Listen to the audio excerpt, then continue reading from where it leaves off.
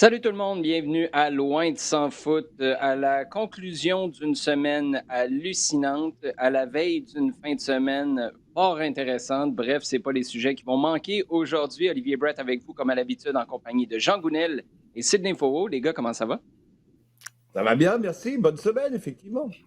Oui, on a tous passé une excellente semaine. Il y a juste notre collègue Antonin Bessner qui est encore en train de dégeler à quelque part dans la cuisine chez eux à Montréal. J'espère que d'ailleurs il est capable de revenir de Edmonton sain et sauf. On va parler de cet exploit, je pense qu'on peut le qualifier comme ça, des Canadiens qui ont gagné pour une première fois en 21 ans face au Mexique. On va parler du CF Montréal qui a encore du drama à n'en plus finir autour de ce club-là, sachant qu'il y a une finale. On devrait plutôt se concentrer sur un match super intéressant à venir dimanche au Stade Saputo. On va le faire en partie, mais on va revenir sur cette rencontre entre Joey Saputo, des membres de la direction du CF Montréal et des responsables de groupes de supporters de la section 132. On va revenir sur les qualifications en vue du Qatar 2022 ailleurs sur la planète et on répondra à vos questions posées sur Twitter avec le hashtag LDSF. Mais d'abord, les gars, allons-y avec ce qui a été de plus agréable, je pense, cette semaine. Segment à domicile, le Canada qui va passer, Jean, les 2 prochains mois au sommet de l'octogonal. Bon, je pose pas la question à Sid, tu auras remarqué, parce que Sid nous aurait dit qu'à ce stade-ci, il devrait avoir 9 victoires sur 8 matchs. Donc, je la pose pas à Sid. Mais toi, si je t'avais proposé, là, au bout de 8 rencontres, que le Canada soit premier, que tu viennes de battre le Mexique, que les États-Unis et le Mexique soient derrière toi et que tu aies 7 points d'écart avec la 5e place, qui est la première exclue de la possibilité d'atteindre le 14, tu m'aurais dit quoi? Voilà, je t'aurais dit ça. Non, c'est un scénario auquel on pensait pas, où on se disait même à l'époque de la Gold Cup et même après, on disait écoute, c'est pas mal, ils peuvent faire quelque chose, mais de façon très réaliste, essayer d'accrocher la 4e place, ce serait déjà. Ouais, on disait que se battre pour la 4e place, c'était déjà être dans le coup et déjà beaucoup mieux qu'avant. Clairement, les Jean, attentes, et je te mets juste pas par. là-dessus, Ouais. juste là-dessus, Jean, plutôt cette année, là, puis là, je perds le fil un peu parce que c'est tellement passé d'affaires en 2021. Ça fait quelques mois Hmm. seulement qu'on avait peur, à juste titre, d'un match de barrage contre Haïti pour rentrer dans l'octogonal. Totalement, totalement. Totalement, Eh, puisque même, on en parlait, on disait que quand le format de qualification est sorti, on dit, regarde, on peut peut-être pas envisager une qualification pour 2022 parce que ça semble vraiment compliqué et ça laisse pas beaucoup de chance au Canada. Donc là, clairement, on a fait un chemin qui est assez remarquable, en fait, de le mesurer et de regarder un petit peu ce qui s'est passé depuis 2 ans, parce que c'est assez impressionnant. Et clairement, évidemment, de se projeter vers ce qui s'en vient, parce que c'est encore plus vertigineux.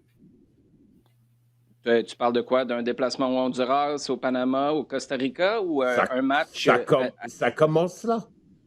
Ça C'est bon, commence toi, là, mais Sid? regarde, c'est sûr que tu penses novembre Edmonton, novembre au Qatar. Ah ouais, là, hey, c'est fou quand même, hein? Le dimanche, ça va être le 21 novembre, on va être à 365 jours, un an pile poil du début de la Coupe du Yep. Monde au Qatar. Plusieurs personnes là, commencent à se réveiller du fait que cette Coupe du Monde-là ne se jouera pas Yep. l'été.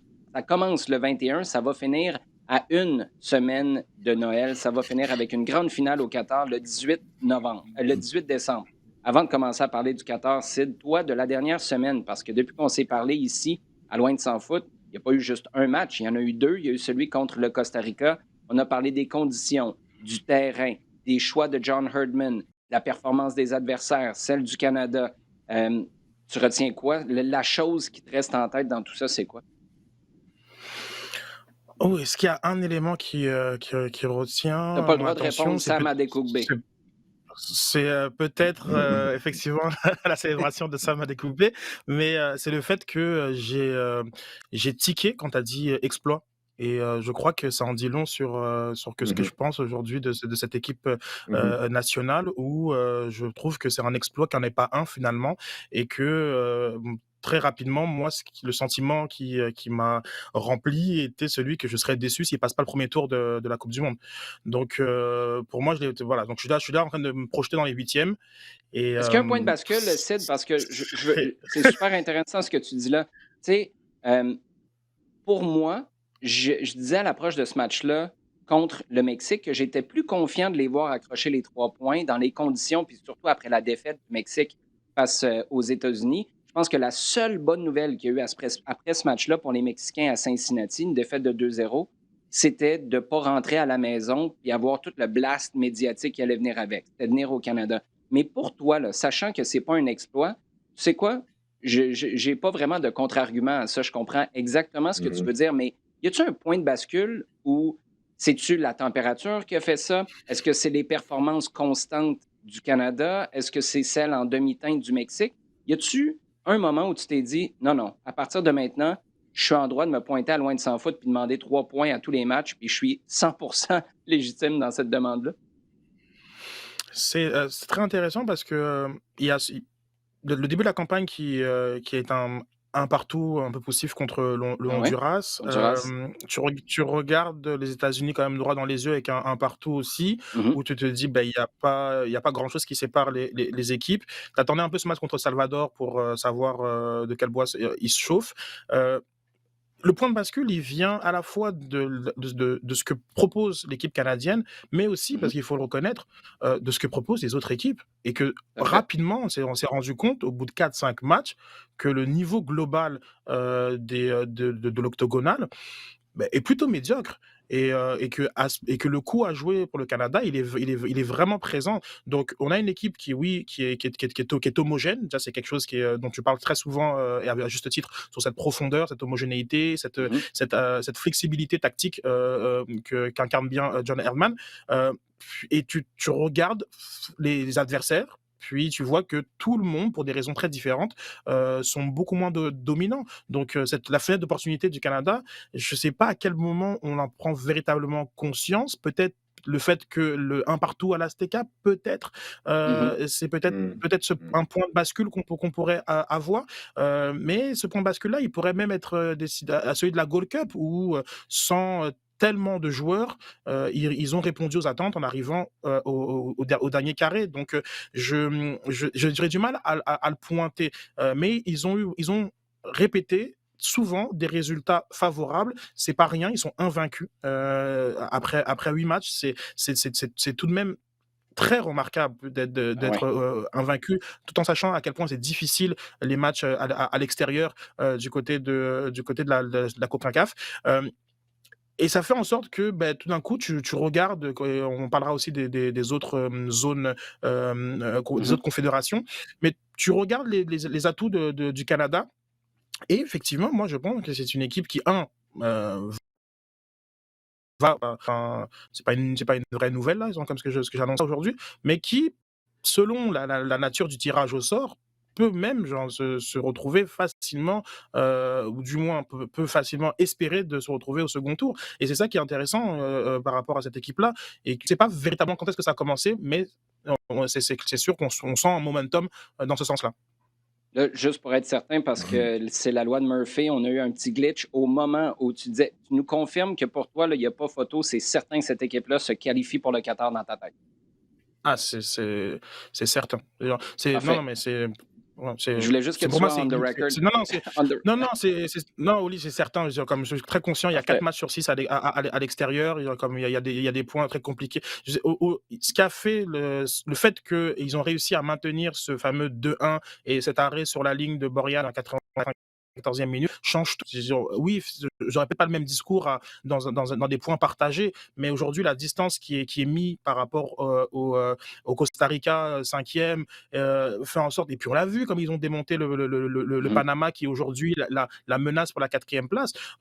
Non, je suis parfaitement certain que cette équipe-là se retrouve au Qatar. Pour moi, Et c'est. c'est tellement intéressant, Sid, quand tu parles de la Gold Cup, parce que maintenant que j'y pense, puis tu sais, je t'ai lancé la question sans avoir de réponse moi-même, mais les deux points de bascule, à mon sens, sont contre le Mexique. Il y en a un à l'interne, avec une équipe qui s'est mise à y croire pour vrai. Ça, c'était la Gold Cup. Ensuite, de l'extérieur, quand on a vu cette équipe-là, pas avoir peur. C'est même pas le 1-1, mais c'est de ne pas avoir peur de se déplacer à l'Azteca, de jouer, de se faire confiance et d'y aller pour gagner le match. Je reviens toujours à Mhm. cette séquence-là. Tejan Buchanan sur la droite qui centre. Dans les 6 mètres, Alphonso Davies qui rate et il prend même pas une demi-seconde pour s'apitoyer sur son sort. C'est pouce en l'air, Tejan, merci. Il va en avoir d'autres des occasions. Ça, c'est une Mhm. équipe qui voit vraiment qui est capable de produire, peu importe ce qu'il y a en face, de produire des occasions de marquer et d'aller gagner. Donc, c'est peut-être ça, à mon sens, les 2 points de bascule. Un pour nous, puis j'inclus les médias comme étant à l'extérieur, puis un à l'interne. Parlons justement de l'interne avant de passer au CF Montréal, Jean. John Herdman, ça fait pas si longtemps que ça. Là. On n'arrête pas de parler du début de l'année. Mais il est arrivé quand? 2019? Janvier 2019, si je ne me trompe Yeah. pas? Ah. Bon. Mhm. Ou c'était peut-être l'année précédente, je suis désolé, là, je parle le fil. Bref, même à l'interne, ces joueurs-là se demandaient, es-tu capable de faire le saut? Pas qu'on doutait de ses capacités de motivateur, de sa préparation, parce que c'est un gars tellement méticuleux dans son travail, mais est-ce que les joueurs allaient acheter le projet d'un gars qui arrivait des femmes, qui avait fait un bon travail, mais qu'on greffait maintenant un peu par défaut chez les hommes parce que tu avais un candidat intéressant dans ta cour sans trop savoir ce que ça allait donner. C'est pas juste du charisme, c'est pas juste, là c'est moi qui parle, là, tu pourras me contredire après Mhm. si tu vois autre chose, c'est pas juste un bon communicateur, un bon motivateur, de voir sa décision contre le Panama, de prendre Alphonso Davies sur la gauche, de le mettre en pointe, et ça change complètement le match, tu finis par passer à travers le Panama, de voir que tu as le courage ou la vision, c'est un des deux, de sortir Jonathan David du 11 de départ, de rentrer Kyle Aaron qui marque 2 fois, d'enlever Daniel Henry qui était comme un fou furieux. Écoute, c'était un rampage de Daniel Henry sur les 20 premières minutes, de faire confiance à ton guts et surtout à ton remplaçant, Steven Vittoria, parce que lui, là, il aurait pu être dans les nuages puis pas prêt à jouer ce match-là, puis se dire, je vais rester en dessous de ma couverte, je vais être bien. Yeah. Avant la mi-temps, tu fais un changement aussi important dans une défense centrale, sachant qu'en face, c'est le Mexique. Écoute, puis là, je suis même pas dans le match contre les États-Unis où tu es super conservateur pendant une mi-temps. Après ça, tu sors. Et tu D'ailleurs, sors. Mhm. Aronson avait dit après le match, oh, ils ne sont pas venus pour jouer. Non, tu as raté la deuxième mi-temps parce que le plan de match, c'était de sortir comme des fous en deuxième et d'être conservateur Yeah. en première. As-tu l'impression qu'avec l'équipe que John Herdman a sous la main, on lui donne peut-être pas tout le crédit pour les décisions qu'il prend parce qu'on a tellement d'opportunités de parler de Milan Borjan, Davies, David, Larin et compagnie? C'est ça, c'est ça. Je pense que c'est un peu la richesse et ce qui est intéressant, c'est qu'il y a plein d'histoires qui nous explosent au visage avec cette sélection. On la découvre et on en découvre un petit peu toutes les facettes, je dirais quasiment en temps réel. Et, parce que à chaque fois, un nouveau joueur qu'on va chercher, naturaliser, dont on se rend compte qu'il est éligible pour la sélection. Il arrive en sélection, il joue 10 minutes contre le Costa Rica, il est à 2 doigts de marquer un but. C'est ce que je te dis, plus en temps réel que ça, dans cette sélection, c'est difficilement. Et donc, avec Herdman, c'est un petit peu la même chose, on le découvre. Mais j'ai l'impression que lui aussi, d'une certaine façon, il est en train de découvrir un petit peu jusqu'où cette équipe-là est capable d'aller se chercher. Donc, lui aussi, il est en train d'apprendre un petit peu, en prenant un certain nombre de risques. Mais je pense que c'est relativement calculé aussi. Effectivement, comme tu le soulignes, il y a derrière quand même une solide connaissance, un solide coup d'œil tactique pour comprendre, analyser, et son entourage aussi, parce qu'il n'est pas tout seul, pour regarder un petit peu les situations et voir quel type de solution il va être capable Un entourage, de proposer. Jean, juste pour faire une petite parenthèse là-dessus, là, parce qu'on va parler du CF Montréal, puis son histoire, ses anciens. C'est un des coups de génie aussi de John Herdman, au-delà des décisions qu'il prend, parce que tu parles de son entourage. Mauro Biello, Jason DeVos. Il a ramené des gars qui ont le soccer canadien dans le sang, qui ont vécu les années difficiles où il ne se passait rien, ou dans le cas de DeVos, qui a vécu la plus belle chose qui est arrivée à part la Coupe du Monde, qui était la victoire à la Gold Cup. Ça aussi, il ne faut pas le négliger parce que ça reste un gars qui, oui, chante l'hymne national, puis il chante avec plus de cœur que bien des Canadiens, mais c'est un Britannique et de s'en venir ici puis de s'assurer d'avoir une ADN canadienne dans son staff qui est compétente, mais qui est passée Yeah. par tous les échelons du soccer canadien et du programme national, c'est un autre coup de génie.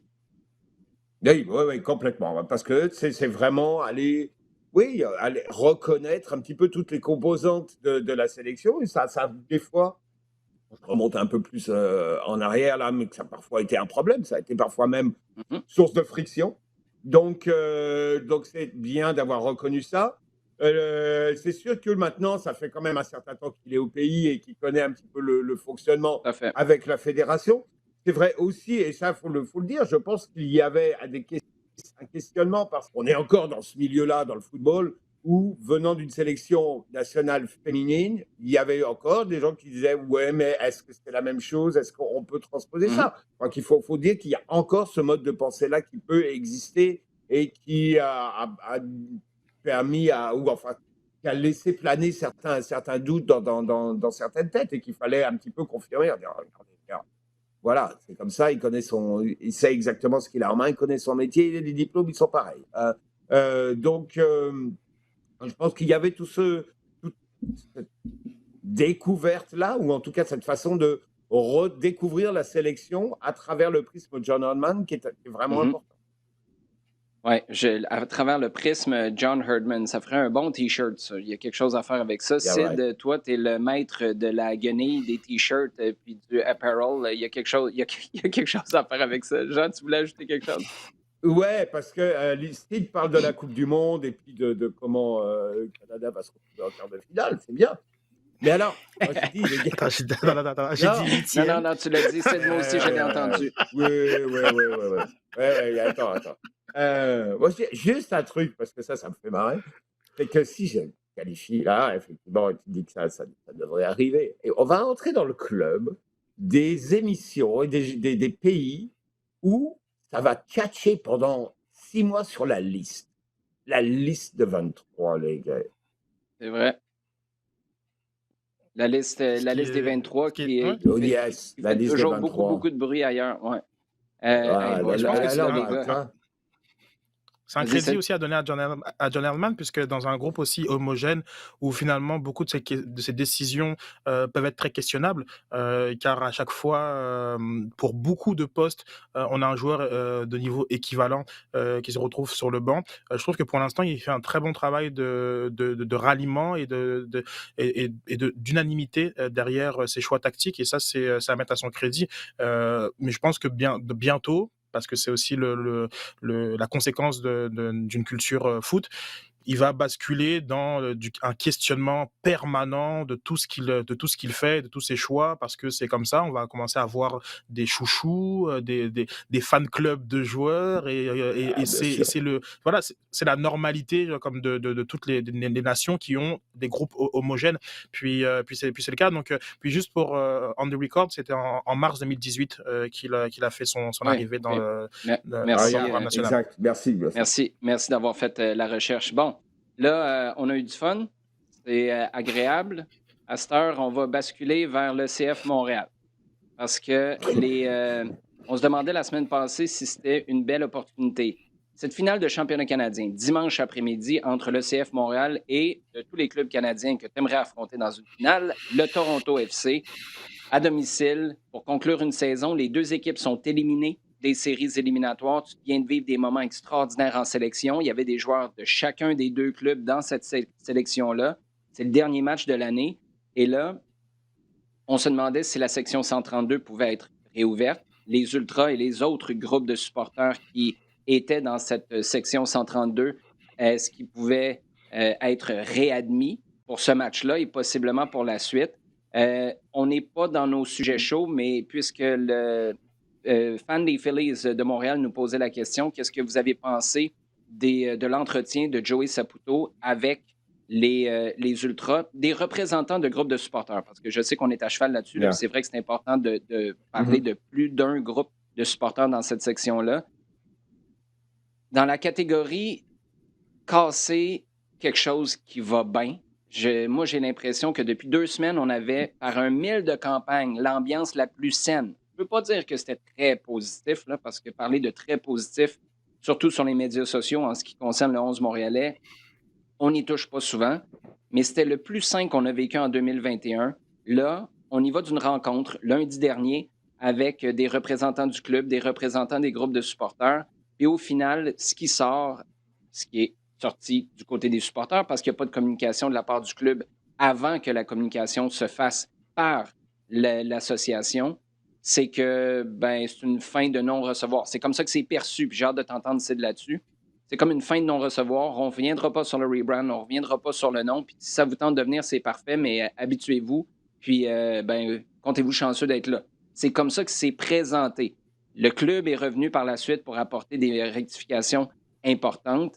Tu pourras nous en parler, Sid, mais comment tu as accueilli tout ça à quelques jours d'une finale là, qui aurait dû être le point focal de toute cette semaine-là? Tout a été dit dans le podcast de la semaine dernière. Tout a été dit. Effectivement, il y avait une opportunité puisque c'est une finale contre Toronto et c'était peut-être une occasion de pouvoir ouvrir des discussions. Maintenant, pour le faire, il aurait fallu être mieux préparé et évidemment sur ce qu'on lit et ce sont des propos rapportés, donc il faut les prendre avec des pincettes. L'impression de cette préparation-là comme est absente. Mais tout a été dit la semaine passée. Moi, je me souviens très bien d'un fameux sors pas que tu nous as lancé et on sait pourquoi. Maintenant, on comprend mieux pourquoi. Il ne fallait pas sortir parce qu'il y a une communication qui doit être maîtrisée, qui est une communication qui est très délicate, qui est très empathique et il y a beaucoup de paramètres qu'il fallait prendre en considération aussi avec l'arrivée nécessaire d'un nouveau président et tout ça a été garroché par la fenêtre. Et on a des leaks, si je puis dire, comme de brides d'informations qui forcent le club à se positionner d'une manière qu'elle n'aura pas nécessairement aimé faire.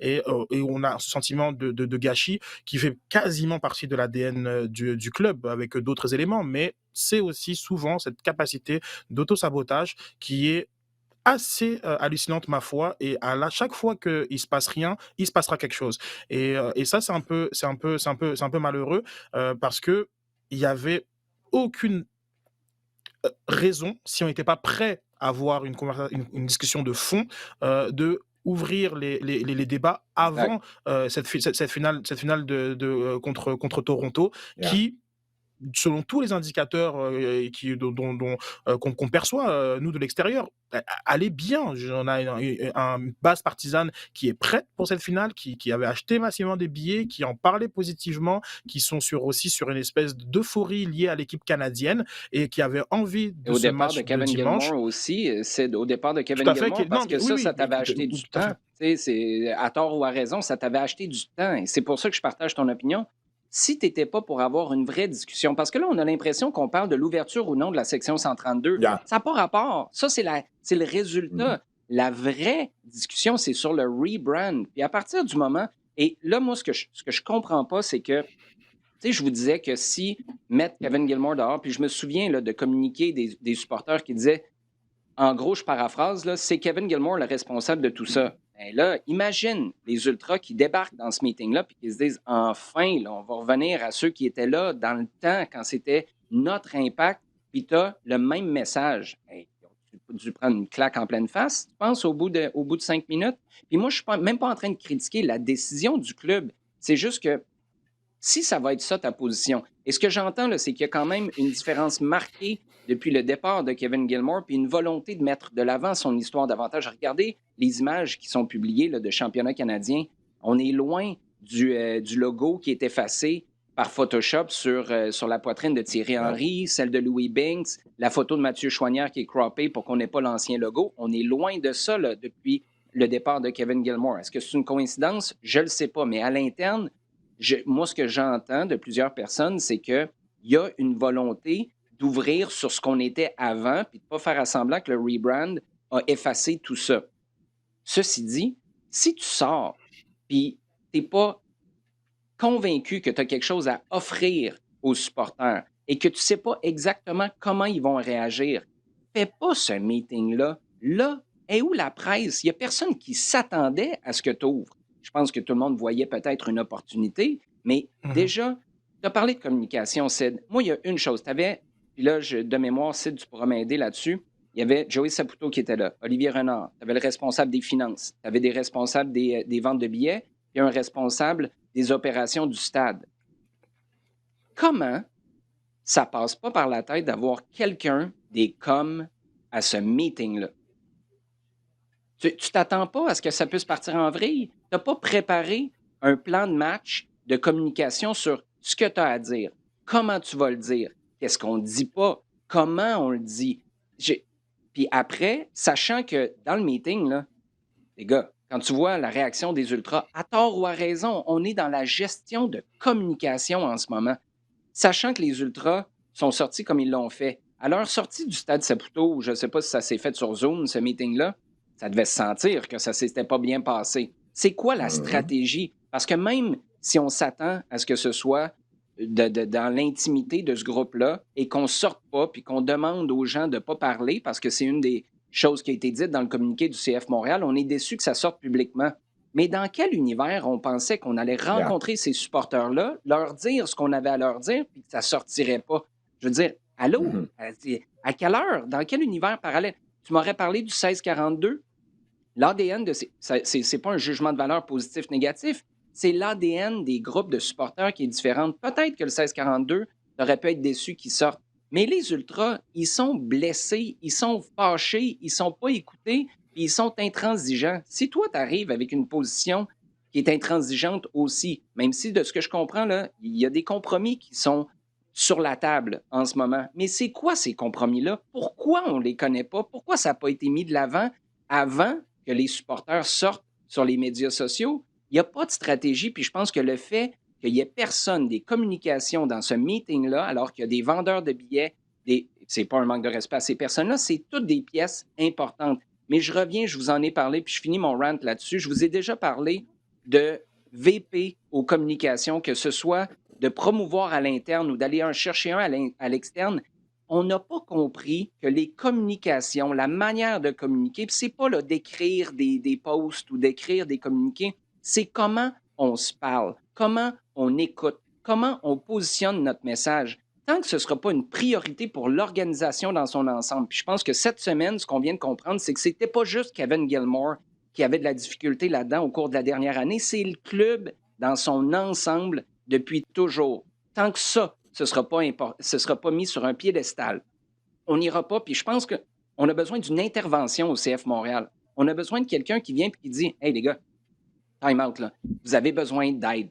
Vous avez besoin d'aide pour vous faire entendre. Vous avez besoin d'aide pour communiquer. Vous avez besoin d'aide pour baisser la garde. Et vous avez besoin d'aide pour prendre des décisions où on évacue les émotions. Et les gens ne quittent pas le stade en ayant le feeling que si vous ne vous pointez pas la semaine prochaine, ça se pourrait que le club déménage aux États-Unis. Ce club-là a besoin d'aide en ce moment. C'est pas vendre d'étiquettes, c'est parler aux gens, écouter les gens, puis se faire comprendre comme il faut, sans que tout le monde ait l'impression que tu passes à grands coups de batte de baseball. J'ai aucune idée, on est rendu où dans ce show-là, mais si vous avez quelque chose à ajouter, vous êtes les bienvenus, vous pouvez dire quelque chose de plus. Non, juste une chose, c'est que, oui, mais pour aller dans ce que tu dis, clairement, il y a besoin de quelqu'un, non seulement qui fasse de la communication, mais qui communique à l'interne. C'est-à-dire que je pense que le club a besoin d'avoir quelqu'un qui vous dit voilà la vérité, voilà la vraie vie, là, voilà ce qui se passe en dehors derrière les portes, là, parce que voilà, vous allez rencontrer les supporters, voilà ce qu'ils vont vous dire, voilà ce qu'ils vont vous demander, voilà ce qui bouillonne actuellement. Tu fais ta com d'abord à l'interne parce que je pense que c'est là qu'il y a besoin que des gens ont besoin d'être un petit peu remis les pieds sur terre. Voilà la discussion que vous allez avoir. Ça ne va pas être sur le match du championnat canadien, ni sur les billets de saison, ni sur l'ouverture de la tribune. On va vous dire qu'on va au milieu, là, le nez au milieu du visage, ça va être l'identité du club. Et moi, je reviens encore une fois. Hey, tu es la prochaine personne là, qui est en train d'être démarchée en ce moment, Sid, on va conclure là-dessus, pour la présidence du club. Là, ce que tu entends, puis je vous dis, moi, ce que j'entends en coulisses, c'est pas exactement le message qui a été véhiculé par les supporters. Puis j'ai trouvé les mots forts à la fin du communiqué du CF Montréal, là, quand on parle de la famille, un engagement indéfectible depuis 30 ans. et ça va le demeurer aussi. Ça contrecarre solidement l'idée qu'on pourrait voir l'équipe déménager. Et ça, je pense que dans les circonstances, c'était une pas pire opération de com parce que ça coupe net, drette, sec. Mais la question, c'est pourquoi en amont, tu te retrouves à avoir à gérer ça? Parce qu'il y a quelqu'un qui a dit les mots, je présume, États-Unis, déménagement, puis billets ou présence au stade dans l'ordre ou dans le désordre. Il y a quelqu'un qui a fait des raccourcis, encore une fois, à tort ou à raison. Mais comment on se retrouve là? Et je, j'ai beaucoup, beaucoup de difficultés à comprendre.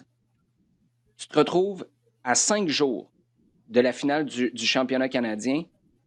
Pourquoi avoir choisi maintenant d'y aller d'une conversation comme celle-là? Je le sais que c'est pour ramener les ultras, mais c'est pas avoir saisi ça va être quoi le véritable sujet de discussion. Jean, comme tu l'as dit tantôt, c'est s'en venir pour ouvrir la section 132 quand au fond, les autres vont vouloir avoir une autre conversation. Bref, Sid, tu peux conclure là-dessus si tu veux, puis on va enchaîner justement sur le championnat canadien après. Non, tu as tout à fait raison. Il y a cette opportunité-là. Comme je pense que c'était une opportunité. On peut pas le nier. Maintenant, on n'était pas forcément prêt à avoir la bonne discussion. Et puis, je crois qu'il faut quand même qu'on distingue de deux choses. C'est qu'il y a le fond et la forme. Si dans le fond, le club a pris une direction et est capable et veut l'assumer, et je pense que ça pourrait être sa décision, même malgré qu'un club de foot, c'est plus nous que jeu. Mais bon, ça c'est dans le fond. Après, il y a la forme. Et tout ce qui est dit, enfin tout ce qui est rapporté, c'est un problème de forme selon moi, principalement, et moins même de fond. Les mêmes choses auraient pu être dites dans une forme qui aurait été mieux reçue.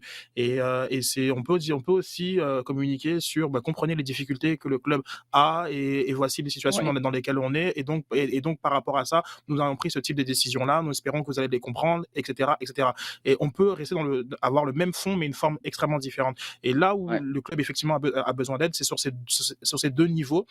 Vous voulez faire des choses, sachez que ce que vous voulez faire, c'est pas forcément accepté par tout le monde, mais bon, très bien, c'est ce que vous voulez faire. Maintenant, comment le faire, et voici comment on va y arriver, et comment on va le communiquer.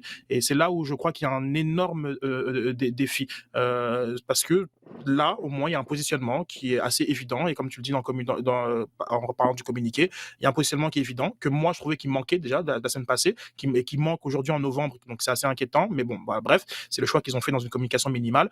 Le positionnement, il est clair. Maintenant, il faut qu'on arrive à trouver les moyens d'avancer dans ce positionnement. Et quand je parlais j'ai pas fini mon idée tantôt, tu es un président ou une présidente en ce moment qui est démarché.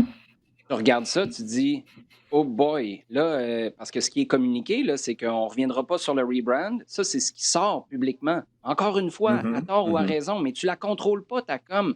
Pourquoi être passé par un meeting comme celui-là, qui avait tout le potentiel du monde de se retrouver sur la place publique, pour prendre un premier statement depuis le départ de Kevin Gilmore sur le futur, le brand? Je comprends pas. J'arrive pas à comprendre Non, comment tout à fait. on a pensé que ça pouvait bien virer cette histoire-là. Je suis vraiment, vraiment désolé, Oli, je ferai Vas-y, très, très vas-y. court pour le reste. Mais au final, c'est encore une fois, je trouve que c'est une opportunité du prochain président. Clair que le dossier rebrand, en tout cas cette notion que le rebrand pourrait être débrandé, est en dehors de la table. On n'aura pas de retour en Mais, arrière. Donc maintenant, mais Sid, mais je pense que... Vas-y. juste là-dessus, parce que je veux juste apporter, moi, les échos que j'ai, puis c'est là où je suis déboussolé, c'est qu'il y a de l'ouverture à un compromis. Mais c'est pas ça du tout qui a été perçu par les ultras, là. C'est à moins que vous ayez perçu quelque chose d'autre. Et c'est là où je comprends pas si tu es ouvert au compromis. J'ai aucune idée. C'est-tu un tout petit compromis? C'est-tu un méga compromis? J'ai aucune idée, mais justement, ça t'échappe. Et je partage ton opinion en ce moment-là, ça va rester comme ça, that's it. Alors que les échos que j'ai, moi, c'est pas tout à fait ça. C'est ça qui est fou qu'on soit encore dans le néant. Pourquoi avoir même touché à ça avec une perche de 40 pieds? Parce que le prochain président, je pense que c'est là où tu voulais t'en aller, se dit, oh boy, OK, moi, il faut que je deal avec le CF Montréal, tout ce qui s'est passé l'année passée. Oui, mais quand ce compromis-là qui est peut-être d'insérer le nom Impact, quelque part, soit de le mettre comme surnom de l'équipe, de le mettre, à la place de club de foot peut-être ou autre sur le logo. C'est ça, ce sont des formes de compromis qui, je pense, qui seront toujours sur la table pour le prochain président. Mais la notion même que le club va se rappeler Impact de Montréal, comme ça a été, c'est clair que c'est pas sur la table et il n'y a pas besoin d'attendre ça du prochain président parce que aujourd'hui la volonté, le positionnement de Joe Saputo sur ça spécifiquement a été énoncé dans cette rencontre. Bon, pour résumer la dernière année, Jean, on vient de partir sur des tirades et je suis le premier coupable. Donc, je vais te laisser 12 secondes pour Alors, me dire ce qui va se passer dans le match de la fin de semaine en championnat canadien. Vas-y, go. en cherchant canadien, bon, bah, écoute, c'est ça, qui arriver, parce que l'équipe de Toronto qui est probablement en train de vouloir partir en vacances, parce qu'ils ont connu une saison encore pire. Non, mais là, je pense que c'est l'occasion que quelques gars qui ont été bons, qui ont été solides, qui ont été des tauliers pendant la saison, soient là. Je pense à Mihailovic en particulier. Je Mhm. pense à peut-être deux, trois joueurs qui vont vraiment être qui sont ressortis dans la saison. C'est le match à domicile devant le public, justement, où tu peux dire voilà, il n'y a pas que du négatif cette année. Oui, on n'a pas fait l'essai, mais ça s'est fait de vraiment pas grand-chose. Et il y a eu une progression régulière. Voilà ce qu'on vous présente et voilà ce trophée qu'on va essayer de gagner maintenant pour vous, En temps avec additionnel, vous. ça va être le temps additionnel le plus express de l'histoire de l'humanité ou du moins de l'histoire de loin de 100 foot. Jean, on va y aller avec toi encore une fois sur le reste de la planète parce qu'on a beaucoup passé de temps à Yeah. parler de la zone CONCACAF. Il y a des qualifications OK. pour le Qatar un peu partout au monde. Est-ce que tu as eu parce que là, on commence à avoir des confirmations d'équipes qualifiées, mais des confirmations d'équipes éliminées ou qui devront passer par les barrages. As-tu des révélations ou des déceptions sur ce qui s'est passé au cours de la Des dernière semaine? révélations, pas tant, c'est plus des déceptions quand tu vois que l'Italie et le Portugal, dans des conditions complètement différentes, sont au barrage. Portugal, c'est parce qu'ils prennent un but à la dernière minute et qu'ils ont très, très mal géré leur fin de parcours, alors que normalement, c'était tranquille. L'Italie, c'était un peu plus compliqué déjà depuis un match ou deux et ils se retrouvent dans la situation d'il y a 4 ans, qui n'aurait pas bien réussi tout. Donc, c'est une situation complètement différente. Je vois l'Uruguay qui est en perdition complètement dans la zone Amérique du Sud, mais c'est une zone qui fait que tu peux encore rebondir parce que ça va super vite. Et puis, bah, des éliminations quand même notables avec l'Afrique du Sud et la Côte d'Ivoire côté Mhm. en Afrique. Oui, tout à fait. Et juste un petit bémol là, sur le parcours du Portugal. Ils sont allés en jouer en Irlande en fin de parcours. Ça a été Yep, c'est compliqué, ça a vrai. été un match nul. C'est peut-être ça. Tu sais, Jean, il faut donner à César ce qui revient C'est à, vrai, c'est vrai. à Monsieur O. Caesar. On va l'appeler comme ça. Toi, Sid, y a-tu un ou deux trucs qui te sont Bah, sautés aux yeux pour les qualifs? révélation, je dirais, c'en est pas vraiment une avec l'Euro, mais le Danemark qui poursuit Mhm. sur sa bonne lancée, donc c'est très intéressant. La déception, c'est les qualifications dans la zone Afrique et de voir parmi les 10 équipes qui vont s'affronter dans les barrages, savoir que 5 vont sauter. Ça, c'est une vraie déception parce qu'il c'est vraiment très intéressant et dont la Côte d'Ivoire qui avec Mhm. Kessié, Allaire, Aurier, Bailly, c'est voilà, une belle génération qui, encore une fois, ne fera pas la Coupe du Monde. Mais après, bon, après c'est vrai que bon, c'est très intéressant. C'est très intéressant tout ce qui se passe. Le Brésil qui valide son ticket, le Brésil qui est toujours à la Coupe du Monde. Je pense qu'on devrait même les mettre directement à la Coupe du Monde à chaque fois que la compétition a lieu. C'est assez incroyable. 16 sur 16 ou 17 sur 17. Yep. C'est ça. Bah, après, c'est intéressant ce foot européen. Et peut-être souligner une dernière chose, c'est le travail très bon de FIFA TV de diffuser toutes les rencontres sur leur chaîne YouTube. Ça nous donne accès à du football qu'on n'aurait sûrement pas eu accès. Yeah, complètement. Et c'est vraiment très agréable de pouvoir aller sur tous ces terrains et de regarder les éliminatoires de la Coupe du Monde. Super bon point. On passe maintenant au sujet chaud. Il y a des questions super intéressantes qui nous ont été posées. Jean, il y a Pascal Blais qui nous demande, en fait, qui te demande de mettre ton chapeau d'organisateur, de planificateur, de responsable du calendrier de l'Association canadienne. Pascal nous dit, Le Mexique, les États-Unis et le El Salvador jouent tous des matchs amicaux en décembre. Est-ce que le Canada aurait dû faire la même chose? Je crois pas. Je crois pas. Je pense que la décision, en tout cas, je vois pas de problème avec la décision de ne pas en faire. Tu viens de passer 3 mois où les gars ont été sollicités, tu les as rappelés pour 3 matchs, 2 matchs. Tu sais que tu vas recommencer tout de suite pour 3 matchs fin janvier, février. Donne-leur la balle. Pour beaucoup, ça correspond de toute façon à une période où ils vont avoir besoin un petit peu ils vont avoir une petite fenêtre pour relaxer, reposer.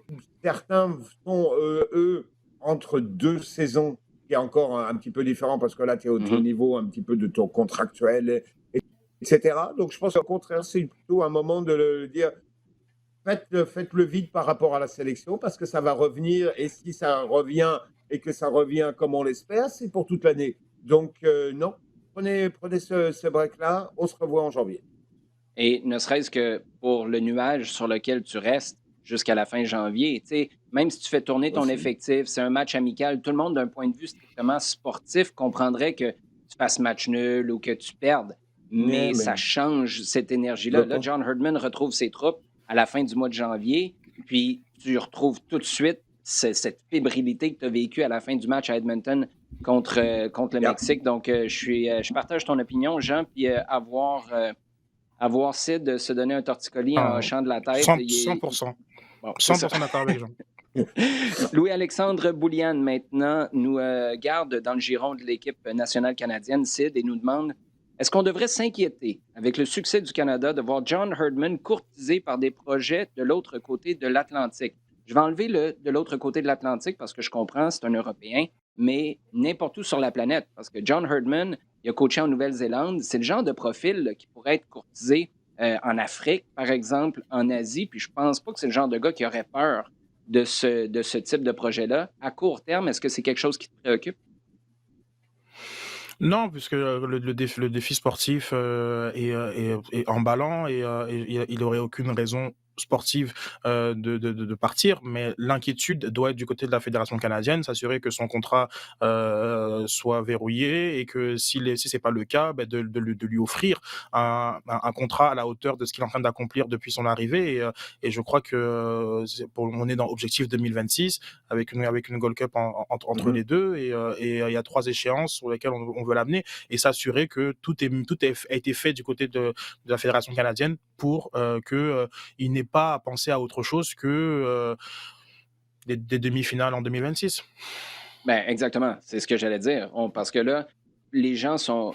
C'est fou et on le prend avec grand plaisir, mais tout le monde est focus sur l'année prochaine, mais ça a toujours été 2026. À la base, le projet de John Oui, Herdman, tout à le fait. Qatar et la volonté de tout faire pour y accéder, qu'on réussisse ou non, allait toujours être un tremplin pour préparer 2026. Surtout à l'âge de Herdman. S'il y avait 65 ans, peut-être, là, tu te dis, ouais, OK, s'il y a une autre opportunité qui se présente, Herdman, s'en aller après la Coupe du Monde en 2026, c'est pas la fin du monde. Il va avoir encore tout le temps devant lui. Donc, je suis d'accord avec toi, mais c'est vrai que moi, ma préoccupation, ce serait quand il s'en ira, puis je pense que Herdman n'est pas du genre à claquer la porte. Le jour où il décide de s'en aller, je pense qu'il va préparer la suite parce qu'il a assez à cœur le soccer au pays. Il en a tellement fait chez les dames comme chez les hommes, et pas juste avec l'équipe première. Là. Il a mis en place une structure avec les équipes de jeunes Oui, aussi oui, pour que ça se oui. raccorde avec l'équipe pro. C'est pas juste un gars qui est venu ramasser son chèque de paye pour coacher une coupe de match par année,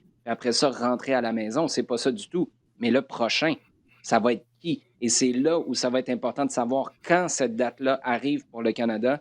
Et mais tu parlais de son contrat. En ce sens-là, je suis tout à fait d'accord avec toi, Sid.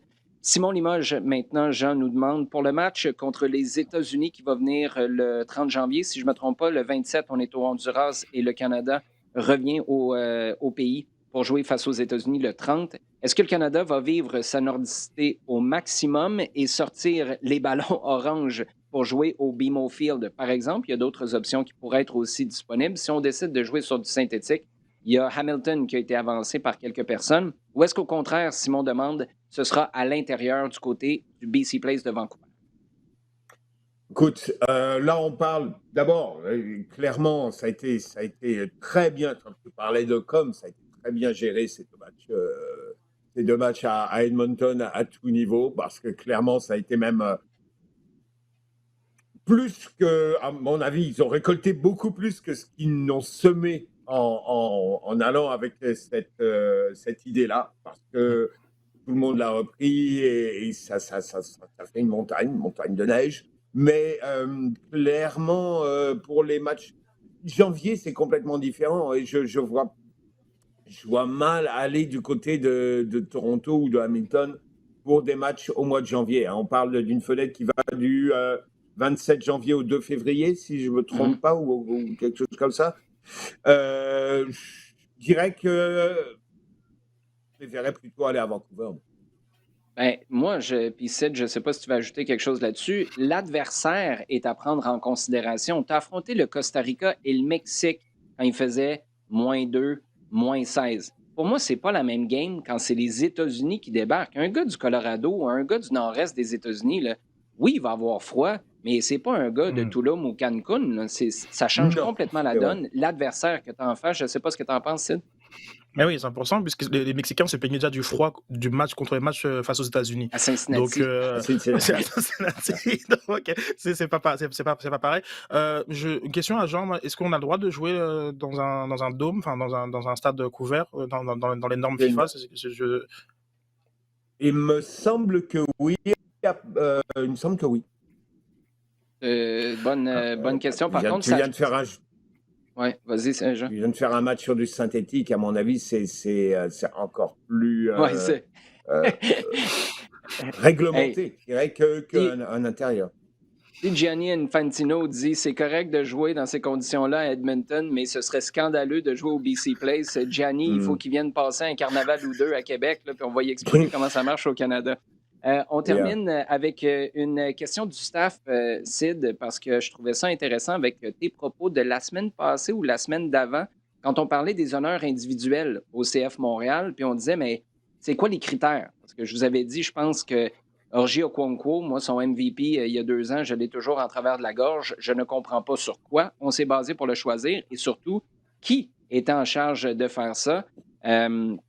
C'est-tu Wilmer Cabrera qui avait décidé les MVP ou comment? Parce que c'était lui qui était. Non, mais c'est lui qui était là à l'époque. C'est-tu ses adjoints? Non, mais je pose la question pour vrai.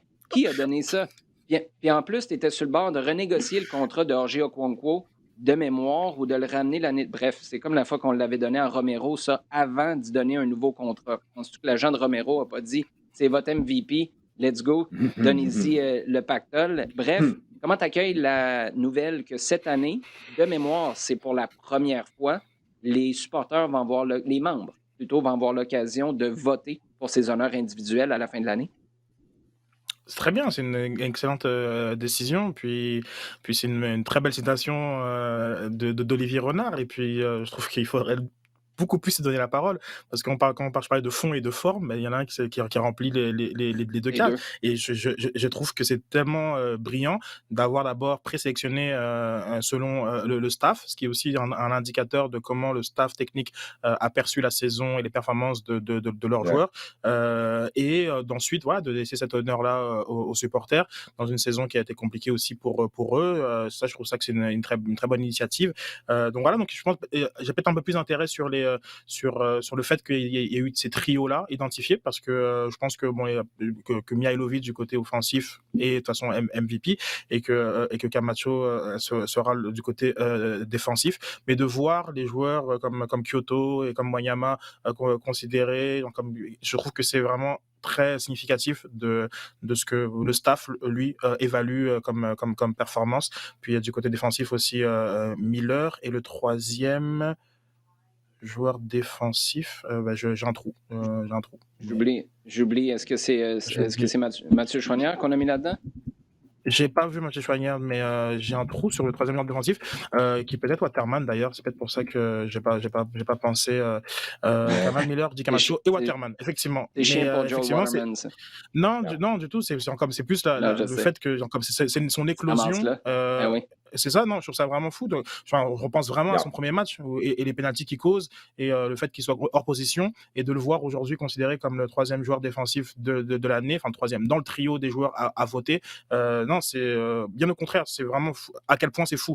Ça aurait pu être Choignard aussi. Je suis un peu voilà, peut-être qu'il aurait pu être considéré aussi, mais les choix des sinon, voilà, sont les hommes forts de l'équipe, tout Ouais, simplement. mais là, ça relancerait le débat, là. Est-ce que ces joueurs-là sont des défenseurs ou c'est des alliés? Je pense qu'à quelque part, là, pour le reste de l'éternité, Mais dans un système comme ça, ces gars-là se retrouveraient ni MVP, ni Ouais. joueur défensif de l'année. Fait que Ben, si tu veux des je me exactement. posais honneurs la question individuels, joue Je ailleurs. me posais la question pour Yama. C'est genre, moi, c'est la question que je te posais la dernière fois Mhm. pour se positionner.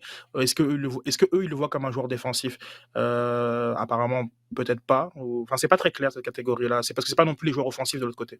Donc, Non. Et chapeau quand même d'avoir fait une présélection parce que ça, c'est le genre de truc qui peut partir en vrille. Cette année, je pense pas. Mais si tu Clairement. gardes la table ouverte au grand complet, puis là, il y a un joueur qui est hors de contrat, qui sort publiquement, puis tout le monde se met à voter pour lui donner un MVP. Tu sais, on l'a vu souvent dans des.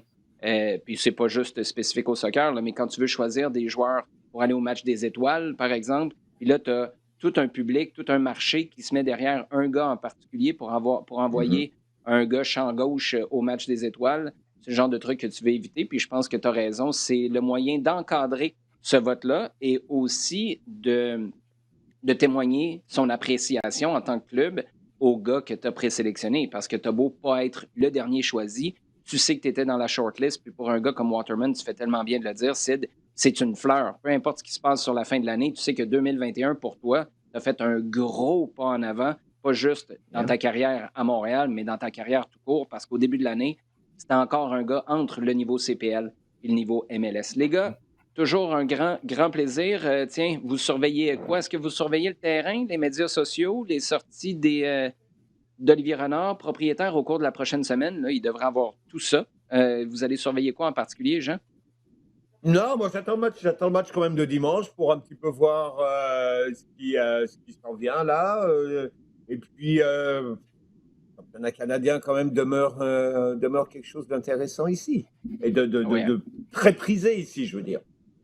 La Ligue des champions au début de l'année prochaine, ce serait pas extraordinaire, ça? Ce serait le fun, hein? Il me semble qu'on s'ennuie. Avec Forge FC, il faut rappeler C'est vrai, que tout à Forge fait. est qualifié aussi. tout à Très bon fait. point. Toi, Sid? Trop- trop- Fin de semaine, la finale championnat canadien, mais je me projette déjà sur mardi, mercredi Ligue des prochain sur champions. la Ligue des Champions, notamment avec un alléchant PSG City. J'ai pas peur de dire que les prochaines 90 minutes pour le CF Montréal seront parmi les plus importantes de leur histoire. Ah, J'invite wow. les auditeurs à me dire quelles sont les 90 minutes les plus importantes avant le match, hein, pas après, parce que sinon, oui, Pachuca, très bien, mais j'ai Mhm. vraiment l'impression que ce match va définir de nombreuses choses, au moins pour les 2 prochaines années. Et juste pour être clair, tu disais que le match était alléchant pour Manchester City, right? Oh, bah, écoute, genre, comme si Neymar et Messi daignent de vouloir jouer avec leur club, ce sera sûrement un match intéressant des deux côtés. Avec des si, on fait quoi avec Paris déjà? Je me rappelle plus de la phrase. On va finir là-dessus. Les gars, toujours un plaisir de jaser avec vous. Ouais. Toujours un plaisir de vous savoir à l'écoute pour votre jogging, votre balade en voiture ou à la maison en faisant à manger. Continuez de nous poser vos questions sur Twitter avec le hashtag LDSF. Continuez à nous écouter et à partager le contenu sur le rds.ca/balado-diffusion sur iHeartRadio et toutes vos plateformes préférées.